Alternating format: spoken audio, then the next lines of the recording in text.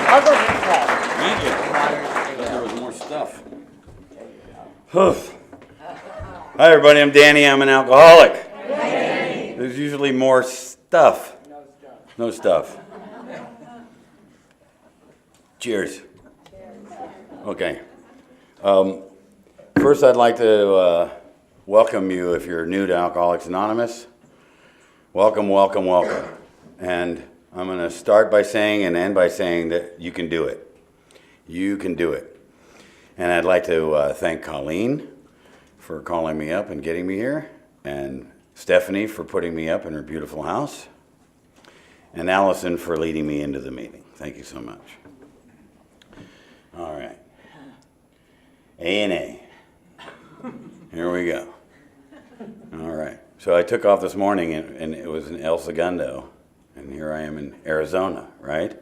I expected to see people packing guns at the meeting. None of that. I thought, boy, you better be good, man. Anyway, I did not start drinking either until I was 12. And my first drink was Boone's Farm strawberry wine. Oh, yeah. As my sponsor would say, no grapes involved. Right? Fortified stuff. And I remember it was strawberry because I remember what it tasted like coming back up. And I remember holding on to this guy's car. You know the way only we throw up, where you expect to see your socks come out? And thinking, if this does not kill me, man, I am doing this again because this is awesome. This is awesome. Throwing up. And then, I respect Alcoholics Anonymous. I respect the singleness of purpose. However, I am going to tell my story tonight. The next thing, I better back up a little bit. Before I found alcohol, my first, what we like to call around here, drug of choice, or my first addiction was out. I remember my first dawn of memory in therapy was out. I wanted out of this family, out of the car, out of this relationship, send me to my room, I'm out the window. Did you guys ever hear of a movie called The Way, Way Back? Yeah. It's about a seat in the back of a station wagon. We had a Rambler Ambassador station wagon, right? And in the very back seat, that seat faces this way. Perfect, because all I ever wanted was away from you, you know? Like in Barfly, you know, when Faye Dunaway asked Mickey Rourke, don't you hate people? And he said, no, but I seem to feel better when they're not around. You know? And that was me, man. I knew a mistake was made that I landed on this planet in this earth suit. This is wrong. And then my next thing before I found alcohol was violence. I learned in my house that if you beat on something hard enough and long enough, that it would agree with you or leave you alone. I'm an abused child, extension cords, belt buckles. I'm the kid that explained to the doctor that I fell off my bike a lot, you know, and extension cords, fists. The way, way back was good for that too, because he couldn't reach back there, you know. And so no moral compass at all growing up, no guides, just a lot of fear. And when I got that drink in me, man, it was awesome. And then the next thing I had, now I'm a little older, so the first time I ever smoked pot, it had seeds in it, right? We used to have to clean the seeds out of the pot, and the first one I smoked had a seed in it, and the seeds popped and stuck to my forehead. And I couldn't wait to do that again. And then I found my drink. I was about 14 and a half years old, and I found my favorite drink, it turned out to be Southern Comfort. Only because of the shape of the bottle. The bottle was kind of half round, and it fit into my boot. And we were in Texas at the time, when we all wore boots. And you know, when you're sneaking into the concert, a little long-haired freak, that Southern Comfort fit right in there. Improperly named Southern Comfort. No one was ever comfortable when I drank that stuff. Me or anyone within 100 miles of me was comfortable. So that's how it kind of started. And then I found these things called Second All, Two and All, everything made by Lilly I tried, Reds, they're barbiturates, the Downers, and then I got busted for selling them in school. My father was a colonel in the Air Force. My father was head of the Inspector General's office, and when they called him, and because they caught me selling drugs at school. They called my father and they said, we have your son Danny who's selling these downers at school. And he said, we have no son named Danny. And so they put me in reform school. And so while I was in reform school, I learned a lot of other bad things. I really got good at being bad. I really got good at my violence. And I really got good at learning how to make wine out of bread and stuff like that. More, again, no grapes involved wine. It seems to be a trend in my story. So when I got out of reform school in San Antonio, Texas, I went to my house and my family had moved to the Philippines. So I'm on my own.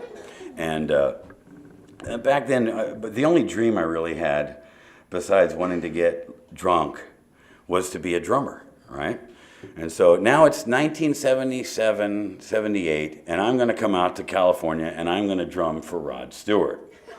Now, I don't know about you guys, but I used to lie so much that I have fond memories of stuff that's never happened to me, okay? So I'd like to make it clear right now that I have never drummed for Rod Stewart, but I used to tell so many people that I did that still today when I hear like Stay With Me or Hot Legs on the radio, I'll admire my drumming. But I did not do that. If I even had an audition for him, I'm sure I would have missed that. So I came out to California with this drum set that immediately went to the pawn shop. In 1979, I ended up in Hollywood, California, and I learned how to really drink, and I really learned how to do a lot of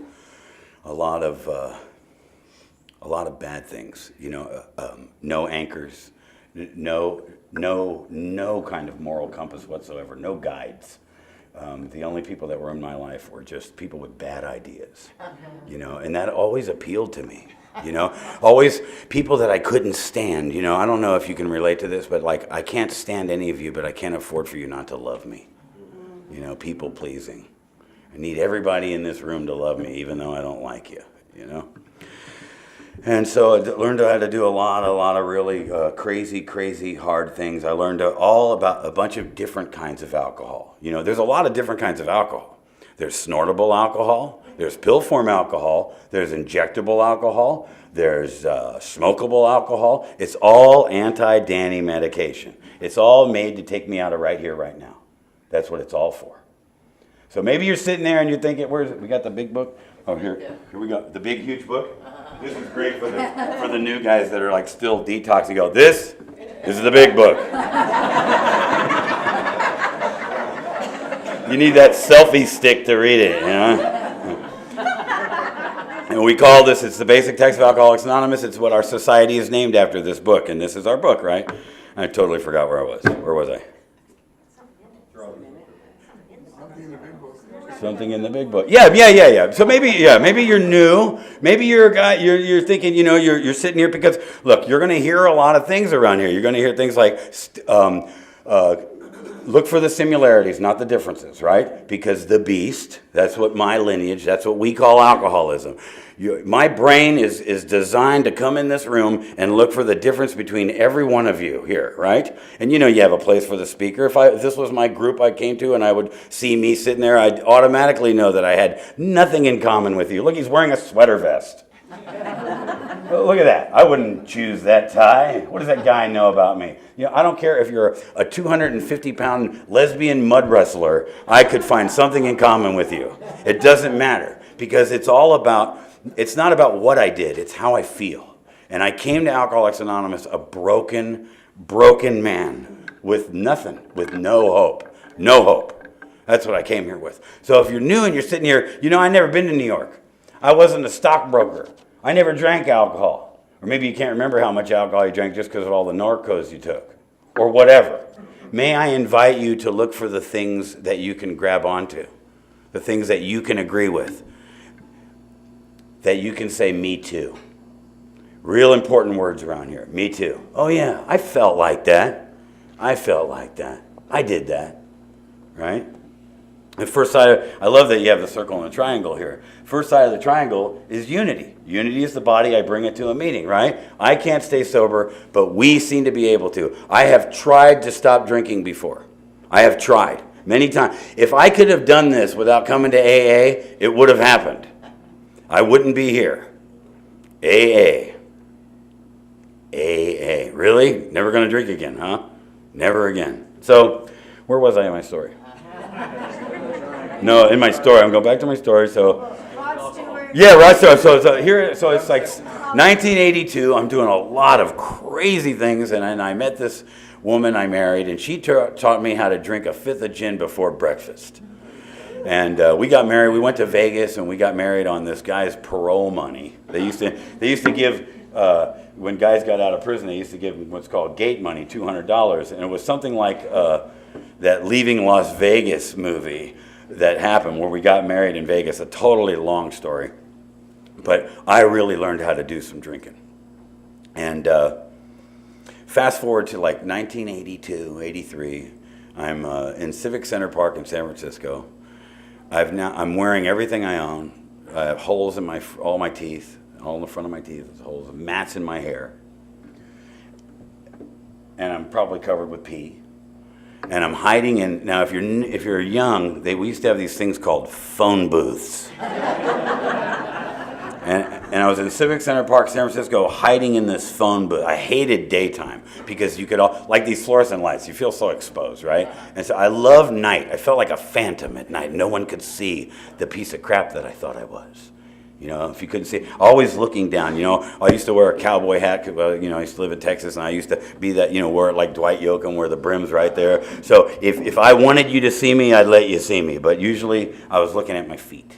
You know, I couldn't make. The only time I'd look you in the eye is if I was going to lie to you. Because if you don't look at somebody when you're lying to, they think you're lying to them. So you got to look them in the eye. But the rest of the time, I'm just staring at my feet. Walked around staring at my feet, and I'm in this phone booth, right? And I'm watching these people do these amazing things that I just can't figure out, like have jobs, be clean, get up on time, be loving, be kind, or not punch someone in the face when somebody says something disrespectful. How do you do that?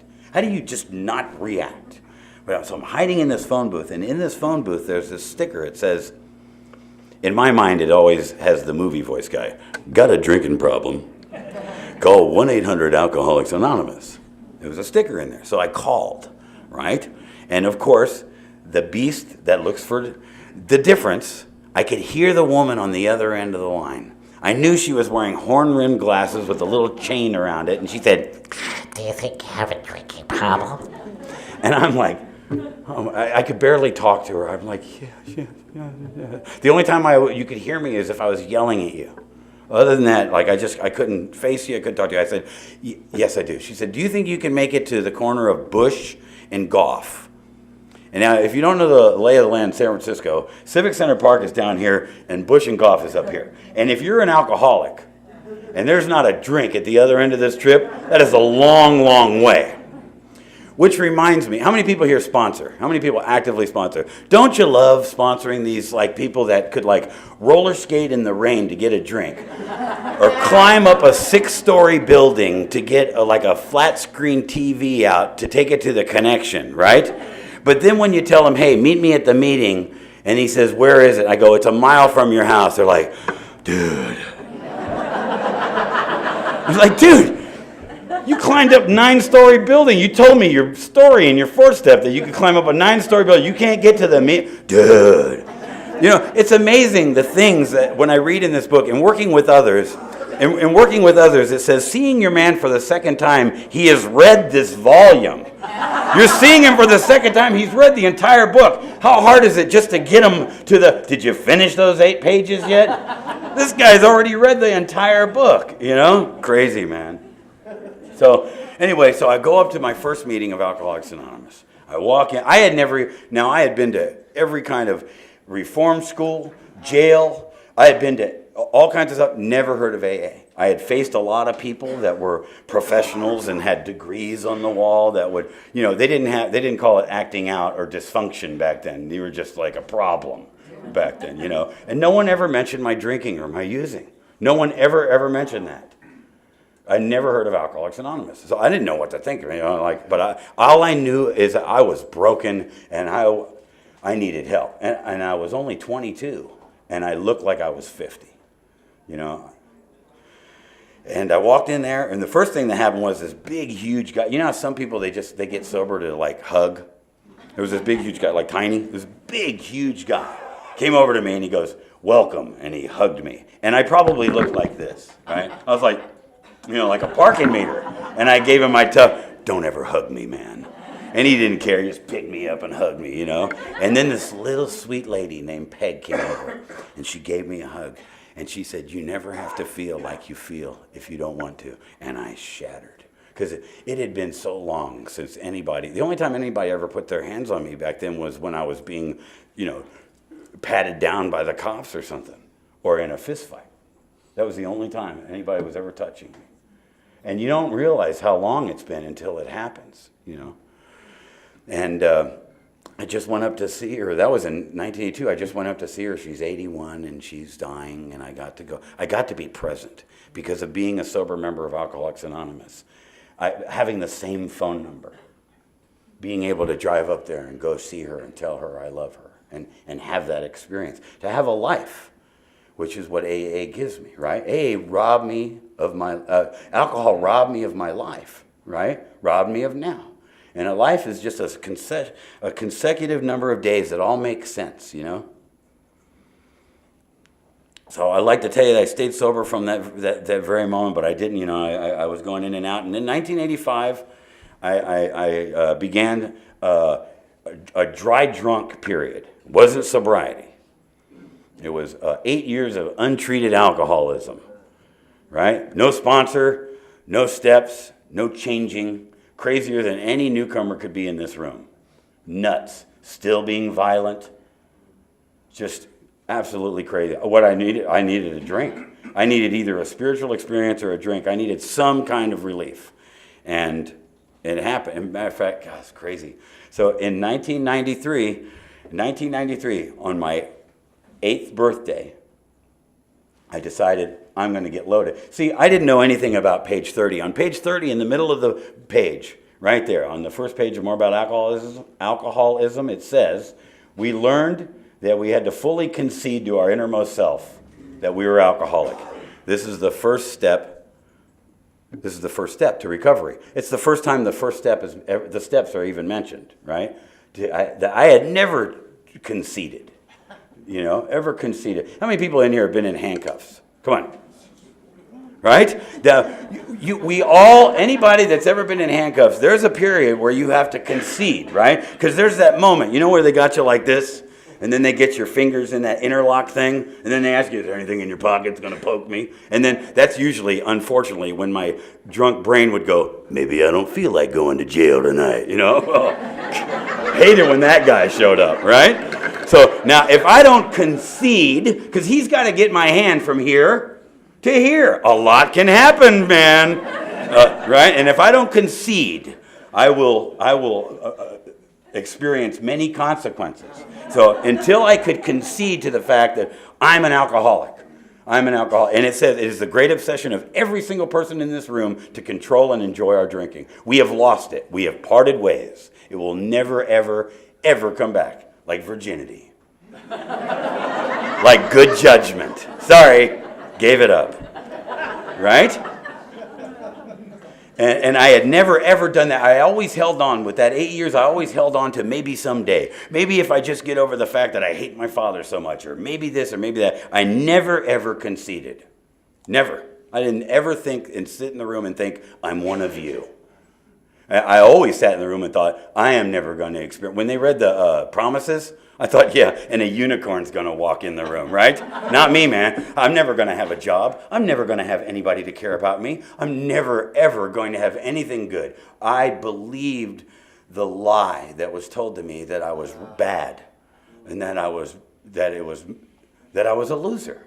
I believed it. I would drink knowing that, I've broken so many mirrors I couldn't stand mirrors when I was drinking. I would punch them and break them or soap them, so you couldn't see them. Or I'd open the medicine cabinet so I couldn't see myself because I loathed my image. Hated me. And I remember I'd come up out of an overdose or a blackout and I'd go, damn, still me. You relate to that? That's what we hook on to in here. I felt like that. Well, guess what? I don't feel like that anymore. I Can you tell? I am not that guy. So on January 20th, 1993, I drove my purple Harley Davidson to this meeting. It was purple. I made it purple just to hope that a guy would have a problem with it. Back then, now if there's any tough guys in the room, I'm talking to you right now. I know what it's like to be a tough guy, to grow up and not be able to tell anybody how you're feeling, right? And I came in here, I believed in this and this. And every day, out of my mouth, at least 10 times a day, I would say, I hope you have a problem, and I hope you want to do something about it. That's how I lived my life. Long days for Danny. And I drove my bike to that meeting, and I parked it in the doorway, and I'm going to take my medallion, and I'm going to give this. I told AA you didn't work. I disrespected that podium. I challenged every man in that room to a fight. I told them, you don't work. This doesn't work. You're all full of beans. And then I waited for the meeting to start up again. I challenged anybody outside to a fist fight.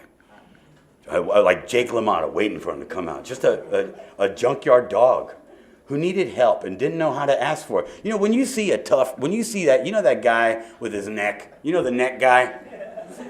You know this guy? You know, let me tell you, this tough guy, what that meant was, I'm really afraid and I could really use a hug and I don't know how to ask you for one. So here's my neck. And then I started my bike up as soon as the meeting started, man, and left. And it took me 15 years to get sober again. 15 years of not wanting to drink. 15 years of getting up morning saying, please, just let me stop. How can I stop? You know, I know about relapsing. If you don't have the same sobriety date and you're coming in and out, hey, you can do it. You can do this. You can do this. And the key is sponsor. Sponsor. Right? I mean, whenever you go to anything new, when you go anywhere and you're new, you need to find out who knows what's going on. Right? No matter where you go, you find out who knows what's going on and talk to that. If you take apart the engine of a Harley Davidson, you better have the assistance of somebody that did it before, or you're going to have spare parts. You know what I mean? And, you know, anyway. You know who the speaker was at that meeting? I found out 5 years later, or I don't know how many years later. 93, 99, probably 7, 8 years later. My sponsor. Who I didn't know, never heard of. He was taking me, I'm jumping around a little bit, I'm jumping forward, but I was in his F-150 truck, out of my mind, business as usual, right? Out of my mind. That's me. And I was ranting and raving. All of a sudden, he goes, remember that meeting when you came over and gave AA the finger and started your bike and challenged everyone to a fight? And in the middle of a whole psychosis, I was like, I don't remember telling you that. How do you know about that? He goes, I was the speaker at that meeting. I'm like, dude, why didn't you come out and help me? He goes, come out and help you? You are nuts. Been like feeding a shark or something, you know? Crazy how the life works, you know. So I'm coming in and out. So many things happened to me. I can't even begin to tell you. Broke both of my heel bones. Just nuts. Just crazy stuff, man. Oh. How I'm still here, I have no idea, but I know why. They wrote a whole chapter about it on page 89. It's called Working with Others. I know why I'm here. I just don't know how, you know. So things were really dark for me, and I was like, you know, just an average day for me was like a fifth of tequila or some very cheap wine, shoot a whole gram of speed, and take all the Klonopin I could possibly get my hands on, just completely out of it, you know, not in control of my emotions anymore. You know, and I met this girl. Her name was Victoria Smart. And I had been in this great band. I'm a musician, and I had killed that band, you know, because of my drinking. And so there I was with nothing again. And Vicky said, she was a member of AA. She's passed away now. She died from this disease. And she'd say, come on, why don't you come to a meeting with me? Just come to a meeting with me. We were going out. We were hanging out together. We were going out. I am not going to that AA. No way you're ever going to get me to another AA meeting. Never. Nuh-uh. Nope. And I just be rah, rah, rah, And one day, I have nowhere to go. I have nothing. I have my dog, Brooklyn, my red-nosed pit bull. That's all I got, me and my dog. And she says, you can sleep in my bed. You can have sex with me. I will cook for you. I will buy you clothes. I will take care of you. You can drive my car if you go to one more meeting. Well, I'm not stupid. She takes me, now I don't know if some ever been to California. We used to have this meeting. It's still in existence, but it's not at the same place. It's called Rodeo. Now, this is a meeting, when you're feeling bad, you do not want to be at this meeting because everybody's doing way better than you, okay? It's Louis Vuitton this and Dolce & Gabbana that, and just everybody's just beautiful and got veneer teeth, and here I am, just pus bag, you know what I mean? Just feel like Pigpen, And she takes me to this meeting, 700 people, man. It's just like, whoa, being on acid, And she sits me in there. I'm on the aisle, and like I had a lot of time. Very tough, when you've had a lot of time and you got to come back. Very hard. Come back. Anybody that loves you is going to come up, who remember what it's like to get sober, is going to come up and extend the hand. That's our job, right? That's our job. I know we have a little card here that says, I am responsible when anyone, anywhere. I don't need a dictionary to define what anyone is, no matter what they did. My job, say, come on in. You can do it. My job, create some unity, right? Reel them in. Don't create division here. Don't yell to somebody from across the room. How many days you got now, Danny? On page 91, and working with others, says, see your man alone. The chances are it's probably going to make somebody feel bad and run out of the room, right? So our job is to be loving to each other. Make each other feel comfortable. Hey, how you doing, man? You all right? Glad you made it back. In that 15 years, when I was going in and out, one person cared about me. He's sitting in this room, saved my life. Always let me know that there was a chair for me. Always let me know. He didn't tell me about AA. Showed me AA. He never said, go thank the speaker. He said, come on. Let's go thank the speaker. Come on, let's put away some chairs. Showed me. Forgot where I was. Vicky takes me to Rodeo. Now, so Earl's my sponsor. I'd never even heard of Earl, right? I was only going to meetings for the hookup. Swingers. Treating it like Match.com. Right? Sitting in the back room. Now, if you want to keep going in and out or never get sober, just come to the meeting after it starts, sit in the very back, judge everyone, and before the meeting's over, split. Works like a charm. So I'm sitting there, and she goes, you got to come. I just want you to come to this meeting. I want you to hear this guy named Earl. All right. Free food, place to live, I'm coming, right? I sit on the aisle. And have you when you watch the movies and they do like a close-up, but not just when the camera zooms in, but they move the person on something too? I swear, it was like being on drugs. Like, I was the only one in that room, and he was talking to me. He was talking to me. And the amazing thing, when Stephanie and I were talking about it today on the trip from the airport, our sponsors, who we love, and I want you to think about your sponsor right now. Isn't it amazing? Your sponsor it's not really telling you anything that other people say, but for some reason, when you talk, I can hear you. I had to be right there and hear that. That's why I got to come here, because there's going to be somebody. You're new right now, and this is your first meeting, or this is your first year. And you know what? Coming down the line, there's going to be some guy or some girl coming in, and the only person they're going to be able to hear is you. I know it's a little esoteric, but, And I walked right up to him. I go, dude, you got to sponsor me, man. And he said, okay. And, in and out, in and out, in and out, in and out, in and out. He never made me feel bad. He never called me and scolded me, you know. I got to tell you, there's a lot of gossip that goes on around here, you know, and there's a lot of gossip about my sponsor because my sponsor works in the field of recovery. And there's a lot of gossip, but I'll tell you what, the line that goes in between the work that my sponsor does in AA and in his work is bigger than this room, okay? Because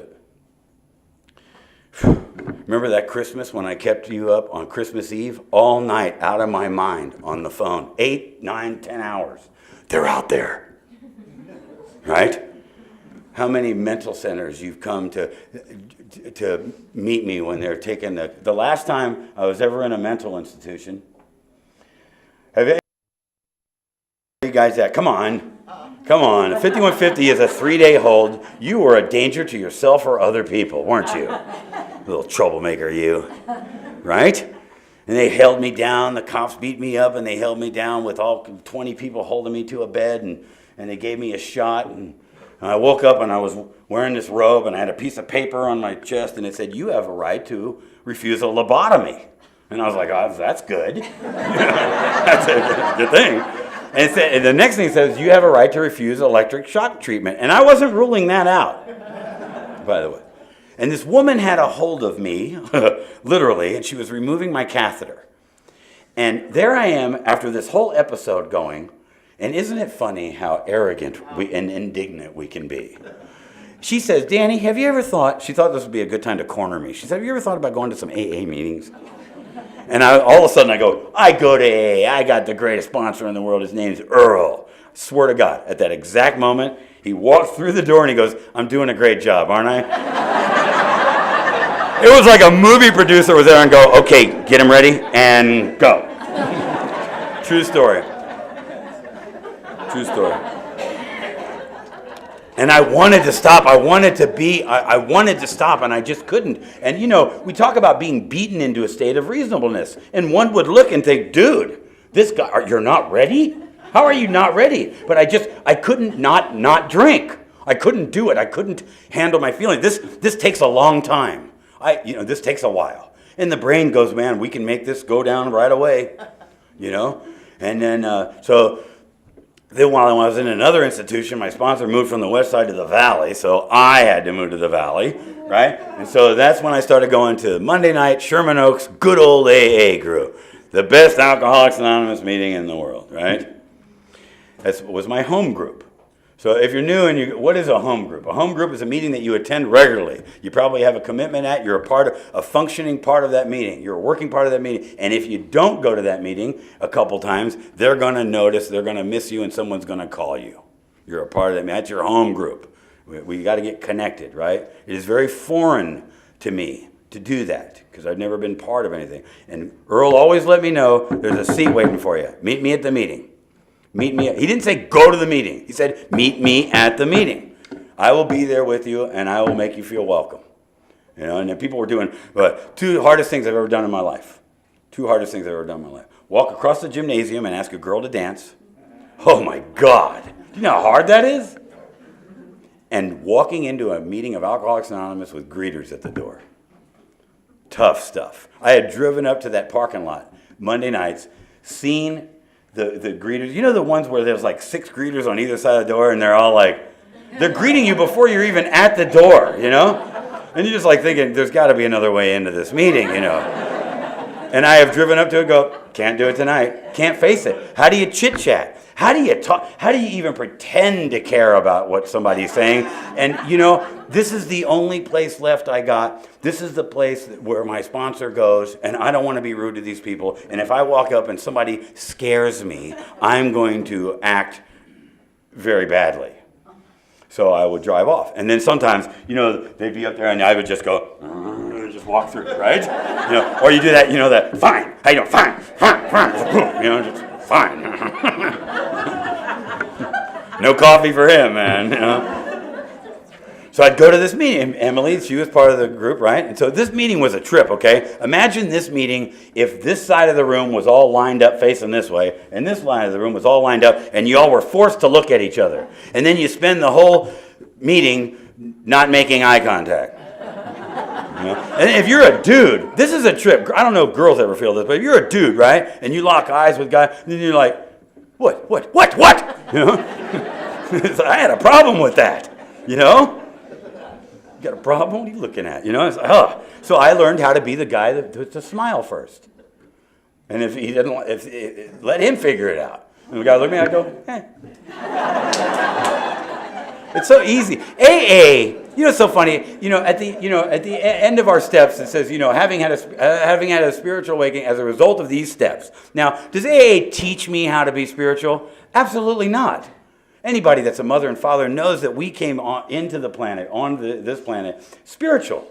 I was born a perfect, loving little piece of light. AA gives me this a bunch of stuff that helps me break down self and fear and move it out of the way and let me be the loving man that I was always meant to be.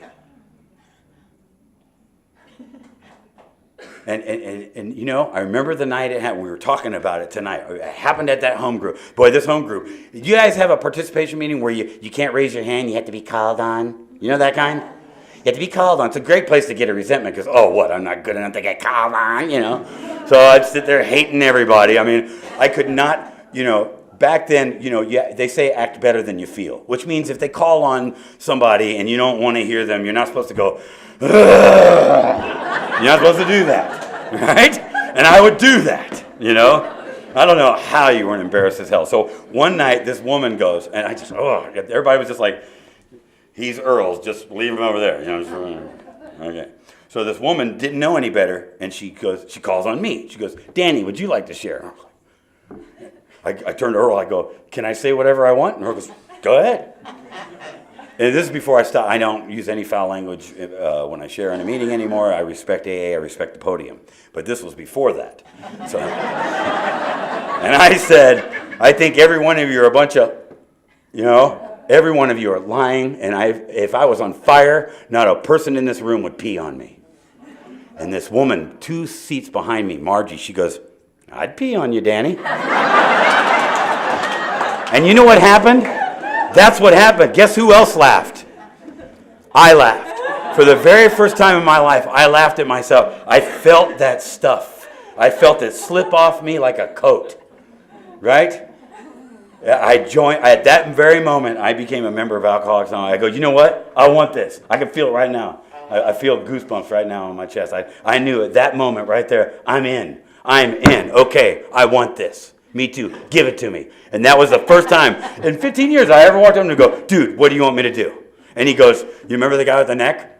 He goes, we had this guy, those guys that got the tattoos like on their face and stuff like that. And the only thing they're missing is like a sign that says, stay away. He goes, go say hi to that guy.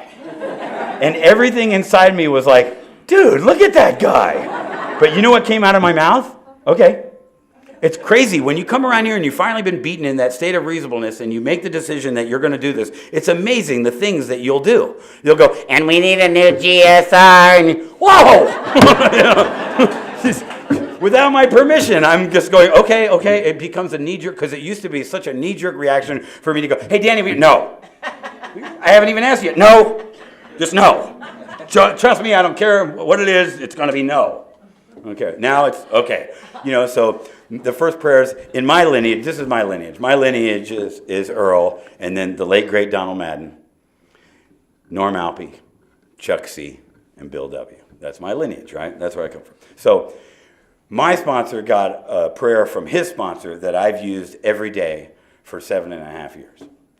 Right? When I wake up in the morning, first thing, when I realize I'm still alive, I just go, before the brain can start going, don't even get out of bed. You shouldn't even get out of bed. You're in debt. And why even get out of bed? Blah, blah, blah. Just like, I've lost and I haven't even touched the ground yet, So before any of that happens, I just go, whatever. Whatever. It's another way to say thy will be done, not mine. It's the third step prayer, right? Relieve me of the bond of self, whatever you want to do. Now the problem with whatever is a huge category. And whatever. And then you go to a meeting and some poor stinky guy goes, can you give me a ride home? And I'm like, well, that definitely falls under the category of whatever, doesn't it? Whatever, So, and then at night, when I get home, the prayer is enough. And the cool thing is, I don't have to wait until night to roll around to say that. Any given time, we can start over. All of us in this room right now, without taking a drink, we can all start over right now. You ready? All right, begin. Isn't that great? Just shake the Etch-a-Sketch, man. Just start over again without taking a drink, you know? So I'm coming in out. So, I walked over there and I said hi to that guy, and that was the beginning of the foundation of my sobriety, which is contrary action. Contrary action. What does that mean? It means I do what I don't want to do. Purple handkerchief. I do what I don't want to do, and I don't do what I would like to do. My biggest contrary action usually is a non-action. The best advice, the most spiritual advice my sponsor has ever given me is, just shut up, Danny. I use it every day. Every day. You know, there are people doing 3 life sentences in prison at which they could have just paused when agitated. You know, we are the group of people that as soon as we say something, we wish, I could grab it out of the air. I wish I didn't say that. And this teaches us and gives us a chance to go. It goes so far past not drinking and using. This goes way past not drinking. This gives me accountability, integrity, showing up, being a friend, being a loving man. So I started, I started that contrary action thing, right? And I was really afraid of those greeters, man. I was afraid of those greeters. I had such a hard time talking to people and chit-chatting, you know? And so my sponsor one night, he goes, that greeting thing looks like a pretty good commitment.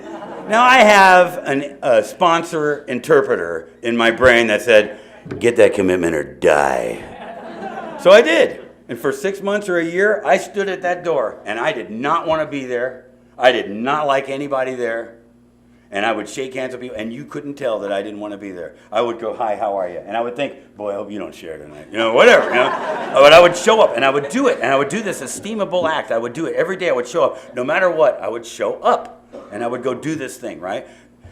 About 7 months later into this sobriety, I go to buy donuts for this meeting, okay? I'm gonna, you know what? Not only am I gonna go to that dumb meeting with those dumb people, I'm gonna buy those bozos donuts. Show them, right? Swipe my card at the bank, and it says, please contact Financial Center. Now, that's never good, right? You didn't win anything or nothing. It's like an express stop to the 9th step, right? I'd never paid my taxes, ever in my life. Ever. Why would I pay my taxes? I'm not going to live the rest of the day. Why would I pay my taxes? I'm going to be dead tomorrow, right? There is no tomorrow. April 15th, when is that? Right? So I'm screaming, yelling, and I was punching my steering wheel so hard, I don't know how the airbag didn't deploy. Just go to the meeting. And I did. You know what I said to my sponsor? Pissed off? I go, yes, sir. When your sponsor tells you to do something, you just do it. You just do it. There's no hiring and firing of sponsors. There's no money changing hands. This is for nothing. Opening their house and their hearts to you for nothing. So you just go do it, right? So he goes, go to the meeting and greet. Last thing I want to do. Last thing I want to do. So I go to the meeting and greet. All right. We'll come back to that a little later. Okay, so I go do that, and then so I just start doing a bunch of things, that are contrary to me. I start going through this process. I start working the steps. I start off on, you guys got the steps on the wall right here, right? I remember one time I was speaking at a meeting, and they had the traditions and steps the other way, and the whole time I was pointing to the traditions, and there's this one guy in the front, he was just like, poor guy. Step 1, what's the problem? What's the problem? Lack of power is my problem. I am good at a lot of things, but when it comes to controlling and enjoying my drinking, I am out. I need help. I can't stay sober, but we seem to be able to. So I need a power greater than me, consciousness other than my own. I need some kind of power. My first power that I believed in was I believed that my sponsor believed. I knew all of you were lying. I knew all of you were lying. We were full of crap, but I knew he wasn't. And I would look at him, he didn't know I was looking at him, and I'd go, he really believes in this stuff. Good enough for me. It's all I need. Good enough for me. I believe too. And I started, praying to a God I didn't believe in, didn't understand. To understand God? started working my steps, and this is the first time I've ever spoken with my sponsor in the room, so it's a little, you know what I mean? Yeah. I'm usually a lot more relaxed. Trust me.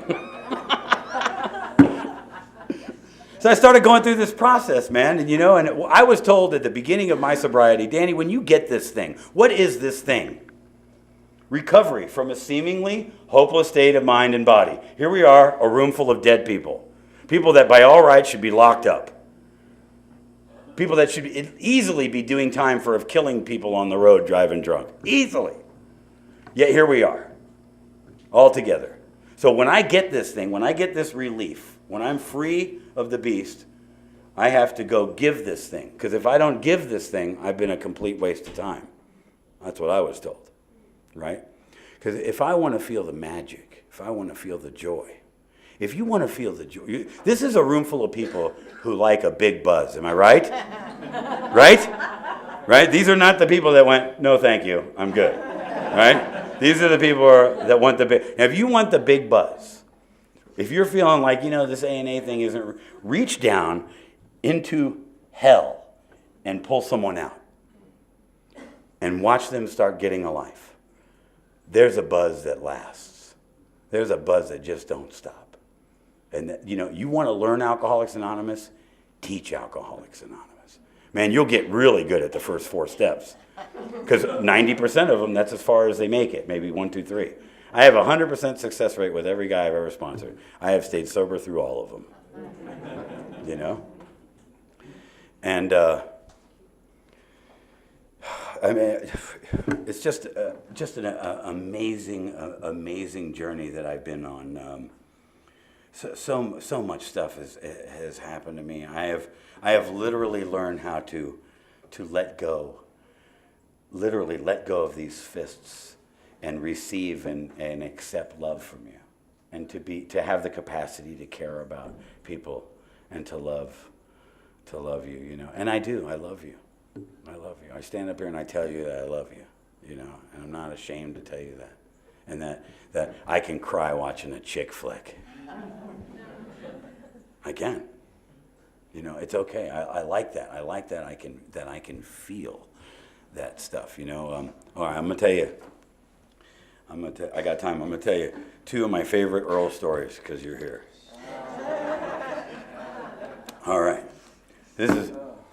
Look, when I said get a sponsor, look, obviously it's the book and it's the steps, but it's that person that takes you through them and guides you. We have to have a sponsor. The second step says that we're all crazy. Yes? If I need to be restored to sanity, it means sanity and I have parted ways, right? I'm crazy, brain broken. Earl, should I go out with Debbie? Oh, you mean the girl that broke the window of your truck and put the hose in it and turned it on for 8 hours? Probably not. Oh, yeah, okay. Because I don't think straight. I need help, right? I made that up. So, it's all about getting a sponsor. What is a sponsor? A sponsor is somebody who has what they want, right? If I choose what I want, I'm going to pick for all the wrong reasons. I don't know what I want. I want Harley Davidson, shiny things, girls, and I'd like to drink. Oops. Guess I don't know what a sponsor is.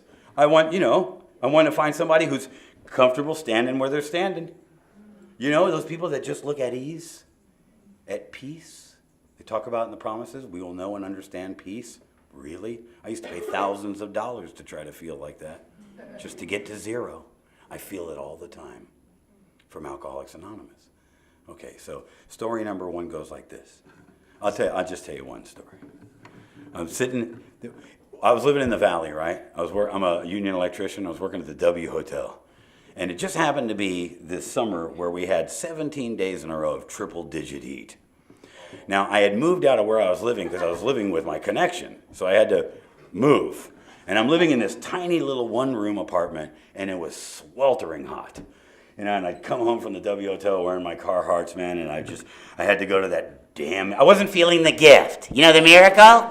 The miracle hadn't showed up for me yet, okay? I wasn't feeling it. I wasn't Mr. Happy, Joyous, and Free. I was Mr. Pissed Off. That's who I was, But I didn't care. I'll do it. So I'm sitting there, and the phone rings.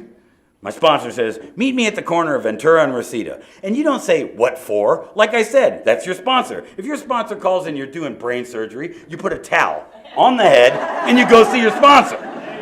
So I go show up, and you guys, if you don't know Earl, he's like very animated, right? I park over in this, I got this Ford Ranger that's got dents all over it because I'm a newcomer. I got a newcomer car. Whiskey wrinkles, right? And I go walking up to Earl, and he's holding this envelope. And I go, hey, man, how's it going, you know what I mean? And he goes, here. And I go, what's that? He's hoping to find out, you know? And I don't know about you, okay? But you give me like a $2 yo-yo, and I don't deserve it. You know, big ego, tiny little self-esteem. I do not deserve that. Don't feel like that anymore, by the way. You're allowed to give me stuff if you'd like. So he goes, open it and find out. So I take out this, is a stack of money like this. And a piece of paper. And it says, this is an anonymous gift. Keep it or pass it on. And I said, what's that? He said, all those people at the Monday night meeting found out that you were hurting, Danny, and that you couldn't pay your rent. And they didn't want you to leave. They love you. And I started getting emotional with the grown man in the parking lot in the middle of the day, which I love. And I ran away. I gave him a quick hug, you know, and I ran away. And as I started getting into my truck, he said the most important thing that anybody's ever said to me. He said, Danny, you're part of something now. He yelled it to me from across the parking lot. You're part of something. Started to open the waterworks. I cried all the way on. I was parked at a red light, waiting for the red light. This lady was looking at me. I'm like, I'm part of something. So I went in my little apartment. I sat there, man. I looked at that piece of paper, man. Money was secondary. I held that piece of paper and I could still, when I meditate, you know, I can still hear my teardrops hitting that piece of paper.